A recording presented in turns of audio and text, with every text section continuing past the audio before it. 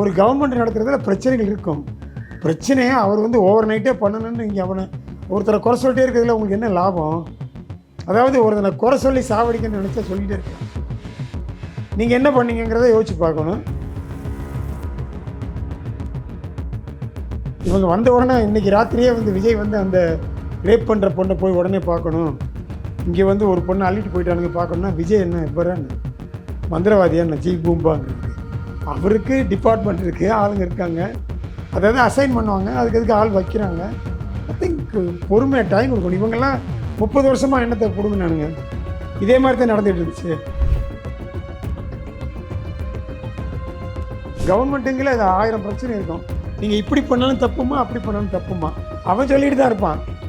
இவர் பொண்ணு நல்ல வேலையை பதில் சொல்ல ஃபோக்கஸ் பண்ணி இவர் வேலையை பார்த்தாருன்னு ஜெயிக்க போகிறார், அவ்வளோதானே. இவங்க சொல்கிறது ரொம்ப தப்பு. ஏன்னா இவன் ஒன்றும் பிடுங்கலை, ஒரு இலவும் பண்ணலை. இவங்க யார்? டிஎம்கே ஏடிஎம்கே இருக்கட்டும், லஞ்சம் தானே வாங்கினாங்க. இவங்கெல்லாம் சோசியல் சர்வீஸ்க்காக வந்தாங்களா அரசியலுக்குள்ள? இதோட பண்ணாங்களா? பண்ணலைன்னு சொல்ல முடியாதுல்ல நம்ம. ஏன் அப்படியெல்லாம் பண்ணலைங்க? நான் சொல்கிறேங்க, என்ன பண்ணாங்க? வாங்குற காசுல ஒதுக்கி வச்சுட்டு பண்ணுறது பேர் அரசியல் சோசியல். சிலர் வந்து திமுக மேடையில் வந்து பேசினாங்க, சிலர் அழுகிறாங்க, தலைவர் தோத்துட்டாருன்னா அழுகிறாங்க. அந்த ஃபீல் பண்ணுறாங்களா ரொம்ப? அதெல்லாம் பைத்தியக்காரத்தனுங்க அழுகிறது. சும்மா அப்புறம் அடுத்த வாட்டி பவருக்கு வந்தால் பார்த்துக்கலாங்கிற அழுவாங்க தெரியாது. அப்படியெல்லாம் ஒருத்தனுக்கு அழுக உண்மையாக வராது, ஃபீல் ஆகி வராது. அவன் என்ன சும்மா நடிக்கிறதுக்காக பண்ணலாம்.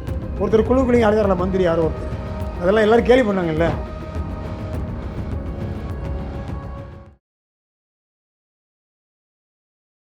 சார் வணக்கம். சார் வணக்கம். சார், விஜய் அவர்களின் 1 மாத கால ஆட்சி, தாவேக்கவன் 1 மாதம் ஆச்சு பதவியேற்று. அப்படிங்கும்போது நிறைய விமர்சனங்கள் வருது. சில விஷயங்கள் பொதுமக்கள் ரீதியாக பார்க்கும்போது ஓகே நல்லா தான் பண்ணுறாரு, அவர் கொஞ்சம் டைம் கொடுங்க அப்படின்னு சொல்கிறாங்க. நீங்கள் எப்படி பார்க்குறீங்க? பொதுமக்கள் சொல்கிறதா நான் சொல்கிறது. நான் புதுசாக ஒன்றும் சொல்ல முடியாது. அவருக்கு வந்து அனுபவம் யாருக்கும் இல்லை. திடீர்னு வந்தாங்க, ஜெயிச்சிட்டாங்க, வந்துட்டாங்க. அவங்களுக்கு கொஞ்சம் டைம் கொடுக்கணும். நீங்கள் சொல்கிற மாதிரி இப்போதைக்கு இது நல்லா தான் தோணுது, எங்களுக்கெல்லாம் தப்பாக தோணலை. இவங்க வந்த உடனே இன்றைக்கி ராத்திரியே வந்து விஜய் வந்து அந்த ரேப் பண்ணுற பொண்ணை போய் உடனே பார்க்கணும், இங்கே வந்து ஒரு பொண்ணை அள்ளிட்டு போயிட்டானுங்க பார்க்கணுன்னா விஜய் என்ன இப்போன்னு மந்திரவாதியா என்ன ஜி பூம்பாங்கிறதுக்கு? அவருக்கு டிபார்ட்மெண்ட் இருக்குது, ஆளுங்க இருக்காங்க, அதாவது அசைன் பண்ணுவாங்க, அதுக்கு ஆள் வைக்கிறாங்க. ஐ திங்க் பொறுமையாக டைம் கொடுக்கணும். இவங்கெல்லாம் 30 வருஷமாக எண்ணத்தை கொடுங்கனானுங்க. இதே மாதிரி தான் நடந்துகிட்டு இருந்துச்சு. இப்போ உடனே கூட நடக்குது, குறைச்சி நடக்குதுன்னு இங்கே பாருங்களேன். மக்கள் எல்லாரையும் ஒரே நாளில் மாற்றவும் முடியாது. கவர்மெண்ட்டும் ஒரே நாளில் வந்து ஆக்டிவாக இருக்கணும்னு நினைக்கிறதும் அது முட்டாத்தனமாக இருக்குது. ஏண்டா உங்களுக்கே தெரியும், இத்தனை ஆஃபீஸரை வச்சு தான் ஒரு கவர்மெண்ட்டை நடத்துறது வந்து ஒரு வீட்டை நடத்துறதுலே பாதி ப்ராப்ளம் இருக்குது. ஒரு கவர்மெண்ட் நடத்துறதுல பிரச்சனைகள் இருக்கும். பிரச்சனையை அவர் வந்து ஓவர் நைட்டே பண்ணணும்னு இங்கே அவனை ஒருத்தரை குறை சொல்லிட்டே இருக்கிறதுல உங்களுக்கு என்ன லாபம்? அதாவது ஒருத்தனை குறை சொல்லி சாவடிக்கணும்னு நினச்சா சொல்லிகிட்டே இருக்கலாம். நீங்கள் என்ன பண்ணீங்கிறத யோசிச்சு பார்க்கணும். அவர்களுக்கு டைம் கொடுக்கணும். மக்கள் அதான் ஃபீல் பண்ணுறாங்க, நானும் அதான் ஃபீல் பண்ணுறேன். யாரும் டிஃப்ரெண்ட்டாலாம் நினைக்க முடியாது. இல்லை எவ்வளோ டைம் கொடுக்குறது அப்படின்னு கேட்குறாங்க. 6 மாதம் 1 வருஷம் வேணுங்க. என்ன ஓவர் நைட் பண்ண முடியுமா? கவர்மெண்ட் எனக்கு உட்காந்தா தானே தெரியும் சீட்டில். நீங்கள் நான் போய் உட்காந்தா தான் தெரியும் எவ்வளோ ஹாட் சீட்னா. சார் எல்லோரும் கம்ப்ளைண்ட் தான் பண்ணுவான், என்னமோ எல்லாத்துக்குமே விஜய் தான் பொறுப்பு. விஜய் ஜெயிச்சார் அவரை வச்சு, அதுக்காக எல்லாத்துக்கும் அவர் ஒரே ஆள் பொறுப்பு அப்படின்னா அவருக்கு ஒரு 30 மினிஸ்டர் இருக்காங்க, அந்த மினிஸ்டருக்கு கீழே ஆஃபீஸர் இருக்காங்க, இவருக்கு கீழே ஆஃபீஸர் இருக்காங்க, டிபார்ட்மெண்ட் இருக்குது, போலீஸ் டிபார்ட்மெண்ட் ஒன்று இருக்குது. இதெல்லாம் வந்து கொஞ்சம் நாள் ஆகும் டியூன் ஆகி மாறி வந்து அவங்க ஆக்ஷன் எடுக்கிறதுக்கு. அவங்க உடனே ஒருத்தனை சுட்டு கொள்ள முடியாது, அது சட்டம் இடம் கொடுக்காது. இப்போது ஒருத்தன் வந்து ரேப் பண்ணானா மேபி என்ன விட்டிங்கன்னா சுட்டு கொண்டாலும் கொண்டு வைப்பா. அவர் நம்ம லோகேஷ் கனகராஜ் விட்டிங்கன்னா சுட்டுவார் அவர். இப்படி எல்லோரும் அப்படி பண்ண முடியாதுல்ல. கவர்மெண்ட்டுங்களே அது 1000 பிரச்சனை இருக்கும். நீங்கள் இப்படி பண்ணாலும் தப்புமா, அப்படி பண்ணாலும் தப்புமா, அவன் சொல்லிட்டு தான் இருப்பான். இவர் பொண்ணு நல்ல வேலையை பதில் சொல்ல ஃபோக்கஸ் பண்ணி இவர் வேலையை பார்த்தாருன்னு ஜெயிக்க போகிறார், அவ்வளோதானே. அதனால் அவங்கவுங்க குறை சொல்கிறது ஈஸிங்க, அவங்க பண்ணுறது கஷ்டம். இவங்க சொல்கிறது ரொம்ப தப்பு. ஏன்னா இவன் ஒன்றும் பிடுங்கலை, ஒரு இலவும் பண்ணலை. இவங்க யார்? டிஎம்கே ஏடிஎம்கே இருக்கட்டும், லஞ்சம் தானே வாங்கினாங்க. இவங்கெல்லாம் சோசியல் சர்வீஸ்க்காக வந்தாங்களா அரசியலுக்குள்ளே? எதுக்காக வந்தாங்க சார்? சொல்லுங்கள் சார், எதுக்காக வந்தாங்க? அரசியல் பண்ணதான். அரசியல் என்ன? அரசியல்ங்கிறது என்ன? அரசியலில் ஆதாயம் பண்ணி காசு சம்பாதிக்கிறதா இல்லை சோசியல் சர்வீஸா? எது சார் மீனிங் சொல்லுங்கள். சோசியல் சர்வீஸ் பண்ணுறாங்களா? யாரோ பண்ணாங்களா இது வரைக்கும்? இதோட பண்ணாங்களா? பண்ணலைன்னு சொல்ல முடியாதுல்ல நம்ம. ஏன் அப்படியெல்லாம் பண்ணலைங்க? நான் சொல்கிறேங்க, என்ன பண்ணாங்க? வாங்குற காசில் ஒதுக்கி வச்சுட்டு பண்ணுறது பேர் அரசியல் சோசியல் சர்வீஸா? சோஷியல் சர்வீஸ்னால் சம்பாதிக்கக்கூடாது, சொந்த வத்தை விட்டுறணும். கம்யூனிஸ்ட் மாதிரி நம்ம வேலையை மட்டும்தான் பார்க்கணும். மக்களுக்கு சர்வீஸ் பண்ணுறதுனா காமராஜர் கக்கன் மாதிரி தான் இருக்கணும். நீங்கள் பணம் குடும்பத்துக்கு சம்பாதிப்பீங்க, சொந்தக்காரன் கொடுப்பீங்க, கான்ட்ராக்டை வேண்டியவனுக்கு ஆசை, அதெல்லாம் சோஷியல் சர்வீஸா? சோஷியல் சர்வீஸ் இல்லை, அதெல்லாம் லஞ்சம் வாங்குற வேலைங்க. வித்தியாசம் தெரியும். படிக்கல நீங்கள்?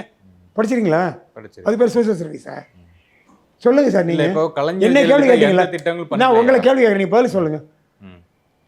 பதில் சொல்லுங்கள். சோஷியல் சர்வீஸ் அது? ஏங்க மக்கள் பணத்தை எடுத்து வாரி இறைச்சி ஃப்ரீபி கொடுக்குறது சோஷியல் சர்வீஸ் அது கிடையாது.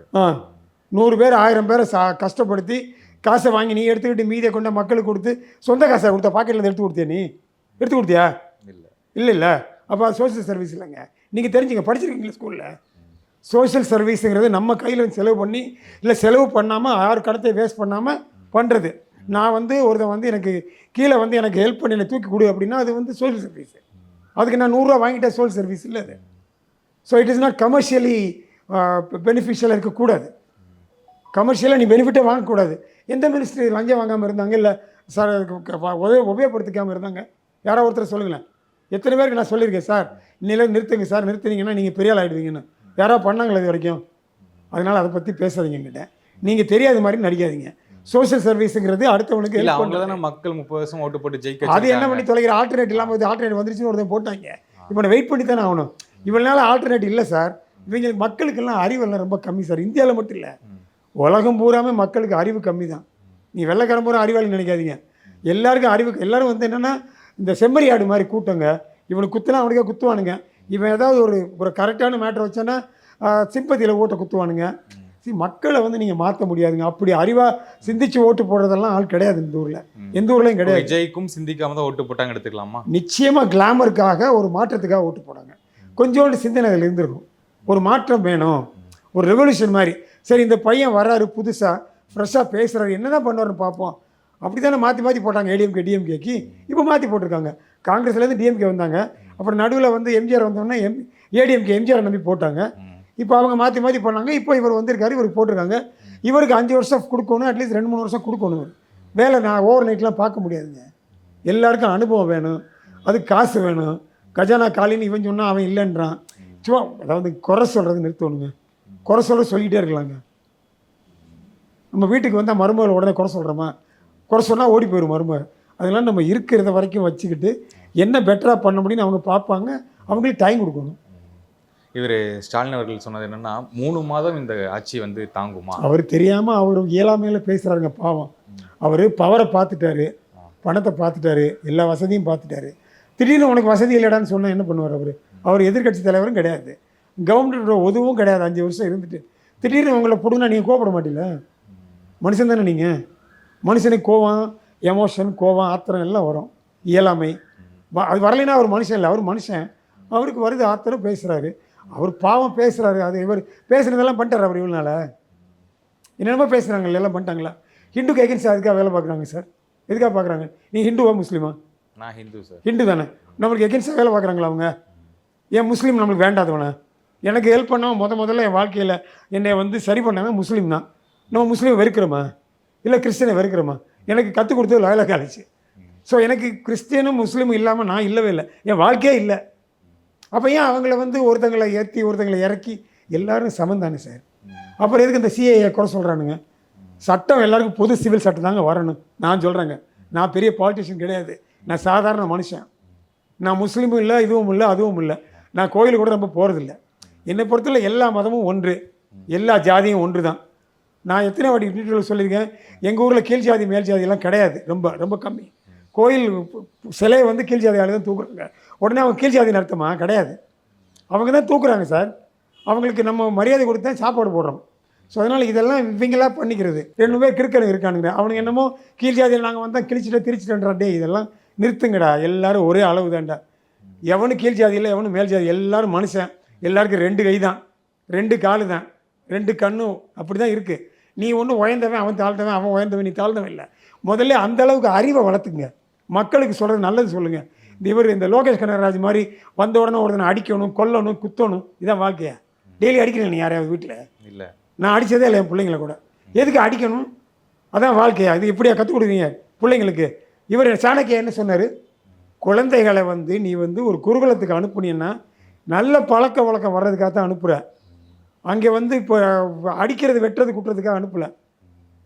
ஒரு மாபெரும் சாம்ராஜ்யத்தை உருவாக்கினவர் சந்திரகுப்த மௌரியாவை கூப்பிட்டு பெரிய சாம்ராஜ்யத்தை உருவாக்கினவர். அவர் அரசருக்கு மட்டும் அறிவுரை சொல்லலை, சாதாரண மக்களுக்கு என்ன சொல்கிறாரு, டேய் பக்கத்தில் இருக்கிறவங்க வந்து நல்ல விஷயத்தை பண்ணுங்க, அப்பா அம்மா சுற்றி இருக்கிறவங்க நல்லதை பண்ணுங்கடா, அப்போ தானே புள்ள அந்த ஆம்பியன்ஸில் நல்லா வளருன்றான். அதை பண்ணுறாங்களா சினிமாவில் அவங்களாம்? இவனா பண்ணுறானா? எதுக்கு நல்லா சினிமா எடுக்கிறானுங்க? அது வந்து cinema is a powerful medium. நீ வந்து சொசைட்டியை கெடுக்கடா, உங்களையெல்லாம் என்ன பண்ணணும், தலைகளாக தொங்க விடணும்டா உங்களையெல்லாம். நீ அதுக்காக ப்ரீச் பண்ணு நான் சொல்லலை. வயலன்ஸை வை, அக்செப்டபிள் லெவலில் வை, அதுக்கு மேலே வயலன்ஸ் வைக்காத. எல்லா பிள்ளைங்களுக்கு என்ன சொல்லித்தர, எல்லாம் சின்ன பசங்க தானே பார்க்குறானுங்க படத்தை. இப்போ எல்லாத்தையும் பிளாக் பண்ணுன்றான்ல யூடியூப்பில், அதில் போடுறதெல்லாம் ஃபோன் ஃபிலிமை பிளாக் பண்ணுறான். அந்த மாதிரி வயலன்ஸை பிளாக் பண்ணணுங்க. ஜனங்க வந்து பின்னால் எல்லோரும் அடிச்சுக்கிட்டு நான் செத்து போயிடுவேன் கொஞ்ச நாள், அது தெரியாது எனக்கு. இருக்கிறவங்களாம் அடிச்சுக்கிட்டு தான் சாகணுமா என்ன? அவர் அதை தானே ப்ரீச் பண்ணுறாரு. எது நல்ல படம் வருது? அதெல்லாம் பார்க்கலையா நீங்கள்? ஏன் நல்ல படம் மட்டும்தான் இதெல்லாம் இப்படி எடுக்கலாமா படம்? அப்படின்னா உங்களுக்கு தோணுதா இப்படி எடுக்கலாம் படம்னு? எத்தனை படம் நல்ல படம் வருது? எத்தனை படம் சார் வருது? அடித்தடி சண்டை எத்தனை படம் வருது? நல்ல படம் எத்தனை வருது? பதில் நீங்கள் சொல்லணும், என்னையவே முட்டாளாகக்கூடாது. அதாவது நான் என்ன சொல்கிறேன், மதிச்சு கொண்டாடுறீங்க. என்னது ஜெய் பீம்னு ஒரு படம் வருது, அந்த படத்தை யாரு மதிச்சு கொண்டாடி அதை அங்கீகாரம் யாரு தரீங்க? அது நான் வந்து எல்லாரும் பண்ணுறதை நம்ம பண்ணுறோம். மக்கள் மனசை பாதிச்சுது. ஒரு ஏழை தாயோட இதை காப்பாற்றினார் அவருன்னு கண்டுறாங்க. நாங்கள் அந்த மாதிரி காப்பாற்றுறதை எல்லா படத்தையும் நீ அப்படி எடுன்னு நான் சொல்லலை. நீ வயலன்ஸை வை, அதை லிமிட்டாக வைடான்ற நியாயமான காரணத்துக்கு ஒரு அடிச்சான்னு அர்த்தம் இருக்குது. எப்போ பார்த்தாலும் அடிச்சுக்கிட்டே இருப்பீங்க, அப்போ எல்லாருமே அநியாயம் பிடிச்சவன் அப்படின்னா என்னடா அது? சொசைட்டியில் அப்படி நீங்கள் அப்படி இருக்கீங்களா? நான் அப்படி இல்லை சார். நான் சண்டைக்கெல்லாம் போக மாட்டேன். நான் திட்டுவேன் வேண்டாம், அது வேறு விஷயம். அதுக்காக உடனே ஒரு கத்தி எடுத்து விட்டு கம்பெடுத்து அடி அவனை மண்டையில் போடுறதுலாம் பைத்தியக்கிறத்தனுங்க. நம்மெல்லாம் மனுஷர்கள் வந்து மனிதத்தன்மையோடு வாழணுங்க.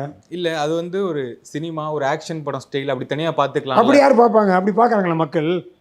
அப்படி பார்க்குறாங்களா மக்கள்? கரெக்டாக இப்போ நீங்கள் சொன்னீங்க ஓட்டு போடுறது அவன் சென்சிபிளாக போடுறானே, ஏதோ வர்றதை வச்சு தானே போட்டுறான். அந்த மாதிரி மக்கள் வந்து முட்டாளாக தான் இருக்கிறாங்க நிறைய பேர். படித்தவன் படிக்காதவெல்லாம் ஒரு மாதிரி தான் இருக்கான். அவன் சிந்தனை வந்து அவனுக்கு ஆல்ரெடி பிரச்சனை இருக்குது டெய்லி. அவன் அதை பார்ப்பானா, இதை உட்காந்து சாக்ரட்டிஸ் மாதிரி யோசிச்சுட்டு இருப்பானா? அப்படியெல்லாம் முடியாது. சினிமா வந்து எதுக்கான பிளாட்ஃபார்ம் சார்? சினிமா வந்து என்டர்டெயின்மெண்ட்டுங்க, அதுக்கான பிளாட்ஃபார்ம். சாப்பாடு இல்லாமல் இருக்க முடியாது, சினிமா இல்லாமல் இருக்க முடியாது.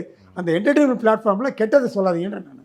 நல்லது சொல்லுங்க, என்டர்டெயின்மெண்ட் முடிஞ்சா நல்லது சொல்லு. படம் பார்க்குறாங்க, வெளியே வராங்க, அவ்வளோதான், அத்தோட முடிஞ்சிருச்சு. யாரும் தியேட்டருக்கு வாசலில் வந்து கத்தியோ இதுவே எடுத்து இல்லை. அது உனக்கு மனசில் தோணுது இல்லை, அவன் அப்படி தாண்டி அடித்தான்னு. இட் இன்ஃப்ளூயன்ஸ் பண்ணுதில்ல உங்களை, பண்ணலை அவங்கள எல்லோரும் இன்ஃப்ளூயன்ஸ் பண்ணுங்க. இன்ஃப்ளூயன்ஸ் பண்ணாமல் இருக்காது சினிமா. அதாவது மக்களை கனெக்ட் பண்ணுறது தான் சினிமா எமோஷனலாக. அது வந்து நீங்கள் வயலண்ட்டாக பண்ணிகிட்டே இருந்தீங்கன்னா பையன் வயலண்ட்டாக அவரை சேர பிடிச்சிட்டு என் மகன்ட்டு போயிட்டே சேர பிடிக்காது நாம பிடிச்சிட்டு இருந்தா நடக்குமா? அது நடக்குமா சார்? இல்லை. நம்ம ஃபாலோ பண்ணுறது தான் ஃபுல்லாக ஃபாலோ பண்ணணும். ஸோ நம்ம நல்லது நாளை சொல்லலாம், கெட்டதை சொல்லலாம், லிமிட்டாக சொல்லக்கூடாது. நான் சொல்லலை, அதே தொழிலாக வச்சுக்காதீங்கன்னு நான். ஓகே, நல்ல படங்களும் வரணும் அப்படிங்க. வரணும், கட்டாயம் வரும். ஓடுதில்லை நல்ல படம்லாம், ஓடத்தானே வேணும். அதாவது பேய் படம் வருதுங்கிறத எல்லோரும் பேயாக மாற முடியுமான்னா அது வருஷத்தில் ஒரு படம் 2 படம் வரும். அடிதடி சண்டை படம் வருஷத்தில் 98 படம் அதுதான் சார் வருது. அதை நான் சொல்கிறேன். அது உங்களுக்கு புரியுதா புரியல எனக்கு தெரியாது. எனக்கு தெரிஞ்சதை நான் சொல்கிறேன் சார். எடுத்துக்கிறது அவன் இஷ்டம். நீ நல்லதுனா நல்லது எடுத்துக்க, இல்லை என்னை வயசுக்காரன் உட்காந்து பேசிகிட்டு இருக்கான்னு நக்கல் பண்ணால் நீ பண்ணிட்டு போ, எனக்கு என்ன இருக்குது? I don't care. நீ நக்கல் பண்ணுறதுனால வருத்தப்பட போகிறதில்ல. நான் நினைக்கிறேன் நான் சாகிறதுக்கு முன்னால் நல்லது 4 பேர் சொல்லணும், அதனால் நான் நல்லது சொல்கிறேன் அப்படின்னு நான் நினச்சிக்கிட்டு இருக்கேன். கெட்டதாக இருந்தால் நீ விட்டுரு, நல்லதாக இருந்தால் எடுத்துக்க. இப்போ நடிகர்கள் சிலர் வந்து திமுக மேடையில் வந்து பேசுகிறாங்க, சிலர் அழுகிறாங்க, தலைவர் தோத்துட்டாருன்னா அழுகிறாங்க. அந்த ஃபீல் பண்ணுறாங்களா? ரொம்ப அதெல்லாம் ஃபீலே பண்ணலை சார், அதெல்லாம் நடிப்பு தான் சார். அது ஏன் சார் யாரோ ஒருத்தன் செத்தா நீங்கள் எமோஷனலாக ஃபீல் பண்ணுவீங்களா? இப்போ நேற்று பாரதி ராஜா இறந்து போயிட்டார் சார். நானும் அவர் எவ்வளோ திக் பால்னு எல்லாருக்கும் தெரியும். அவர் எவ்ரி இயர் என்னோட தான் இருப்பார் நியூ இயர் அன்னைக்குன்னு. எத்தனை வருஷமா? 40-30 வருஷமா, ரைட்? இப்போ நான் அவர் ஒய்ஃபை பார்த்தபோது என் கண்ணில் தண்ணி கொட்டுச்சு, கொஞ்சம் கொட்டுச்சு, ரொம்பலாம் கொஞ்சம். அது உண்மையான ஃபீல் எனக்கு. நான் வந்து இந்த டிசைட் பண்ணிவிட்டு போகல, அங்கே உட்காந்து இதுக்கு அழுவணும்னு சொல்லிட்டுலாம். அந்த அம்மா கையை பிடிச்சோன்னே எனக்கு ரொம்ப எமோஷனலாக இருந்தது, கண்ணில் தண்ணி வந்தது. I felt really bad. அது வந்து அந்த மாதிரி பழகின இருந்தால் தான் உங்களுக்கு எமோஷன் வரும். ஒரு சினிமா கதைக்குள்ளே நீங்கள் ஒன்றுனா தான் உங்களுக்கு எமோஷன் வரும். கதையை ஒட்டாமல் போச்சுன்னா உங்களுக்கு எமோஷன் வராது, அப்போ படம் ஓடாது. அதனால் எமோஷனுங்கிறது மனிதனுக்கு உள்ளது. ஸோ எமோஷனை எல்லாம் நம்ம நக்கல் பண்ண முடியாது. அது வந்து it has to come from within. நீ மனுஷனாக இருந்தால் உனக்கு எமோஷன் இருக்கும். யானைக்கே எமோஷன் இருக்குங்க, கொஞ்சம் மனுஷனுக்கு இருக்கக்கூடாதா? அதனால தான் நல்ல படம் தான் ஓடும், எமோஷன் படம். எமோஷன் இல்லாத படம் ஓடாது, அவ்வளோதானே. இப்போ எங்கே கேள்வி வச்சு நான் மறந்துட்டேன். நடிகர்கள் எல்லாம் மேடையில் அதெல்லாம் அழுகுறாங்க. பைத்தியக்காரத்தனுங்க அழுகிறதுல. சும்மா அப்புறம் அடுத்த வாட்டி பவருக்கு வந்தால் பார்த்துக்கலாங்கிறக்கு அழுவாங்களா தெரியாது. அப்படியெல்லாம் ஒருத்தனுக்கு அழுக உண்மையாக வராது, ஃபீல் ஆகி வராது. அவன் என்ன சும்மா நடிக்கிறதுக்காக பண்ணலாம். ஒருத்தர் குழுக்குள்ளையும் அழுகிறால மந்திரி யாரோ ஒருத்தர், அதெல்லாம் எல்லோரும் கேலி பண்ணாங்கல்ல. நான் சும்மா சொல்கிறேன் நான் இதெல்லாம். அதனால் நீங்களா உங்களை கேலி கூத்தாக்கிக்கிறீங்க. நீங்கள் ஏன்டா உங்களை அவமானப்படுத்திக்கிறீங்க? அது தப்பாக எனக்கு தோணுது. இப்போது என்னை பற்றி கமெண்ட் எல்லாம் போடுவாங்கல்ல, பெருசு பேசுது அதெல்லாம். நான் வந்து 100க்கு 95 நல்லா தான் வருது. நான் கூட கரெக்ட் பண்ணணும்னு நினச்சேன். பார்த்தா ஒருத்தர் 2 பேர் சும்மா பம்புக்காக போடுறாங்க.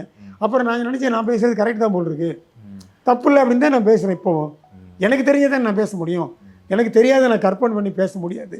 என்னுடைய அனுபவத்தை நான் பேசுகிறேன். கேட்டால் கேட்டுக்க, கேட்கலைன்னா விடு, அவ்வளோதான். ஓகே சார், நேர்காணல் மிக்க நன்றி. வணக்கம் சார்.